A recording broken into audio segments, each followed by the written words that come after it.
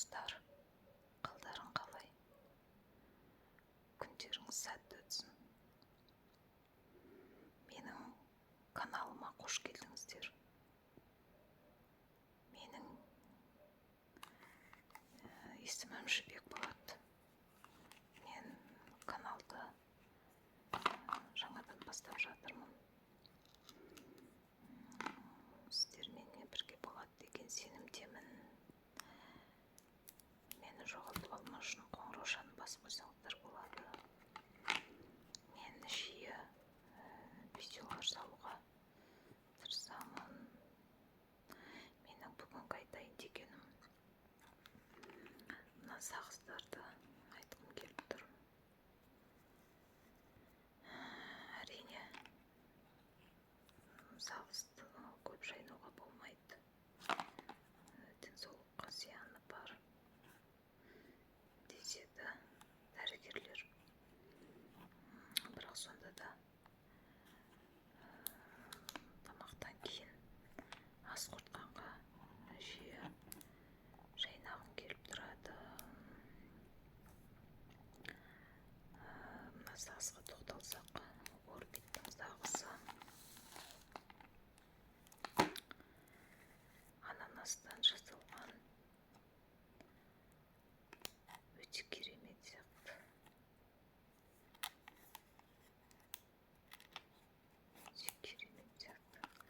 Қантсыз сағызды шайнап көргендеріңіз бар ма? Дәмі ұнады ма сіздерге? Қалай ойлайсыздар? Тропикалық жемістердің дәмі бар қантсыз орбит дейді. Жарамдылығы 12 ай, 1 жыл екен. Кейбір сағыздарда жарамдылығы ұзақтауда бола береді, 2-3 жыл.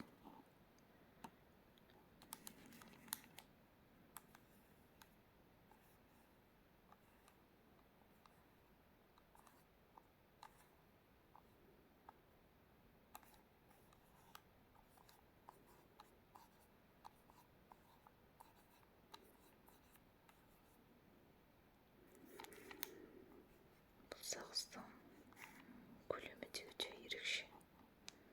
Басқалардан қарағанда өте бір қызық сағыз сияқты.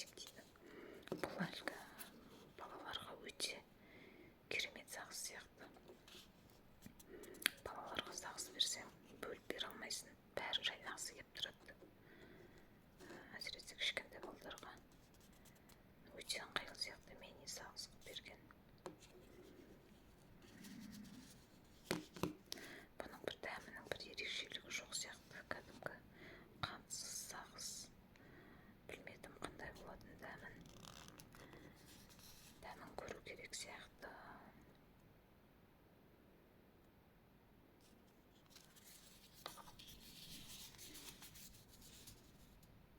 22-ші жылы шыққан екен бұл да.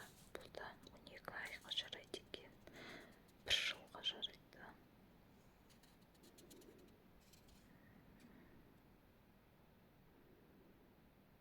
Россияда шығады екен, Санкт-Петербургта. Классикалық сағыз. Дәмін көру керек. Өте бір ерекше сағыз сияқты. Мысалы, сағызды жайнағанда біліп тұрамыз, қандай дәм беретінін. Мына жеміс-жидектерде де қандай дәм беретінін уже алдын ала біліп байқап тұрамыз. Мынада ондай ешқандай дәм берілмеген. Бір қызық сияқты.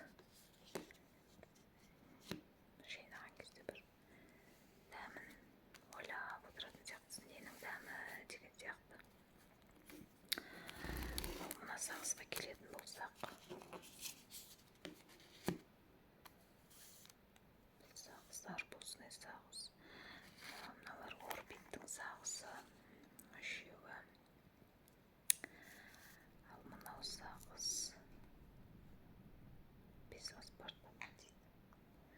7 штук болады екен ішінде. Стип деген watermelon дейді, арбузный сағыз. Мынада пластикалық. Бұнада бір мини сағыз сияқты, екеуінің көлемі бірдей сияқты.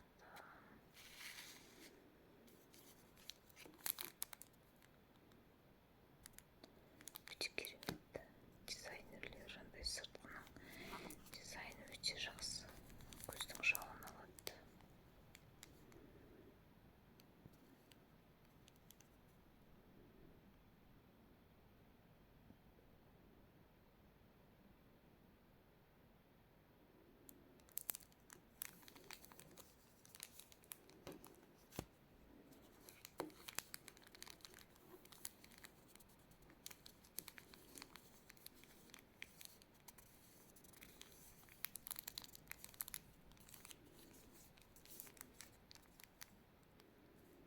Бұның шығарылу күні жазылған екен. Бұл 22-ші жылы шығарылған екен. 25-ші жылға дейін жарайды делінген. Сонда бұл сағыз 3 жылға жарайды делінген.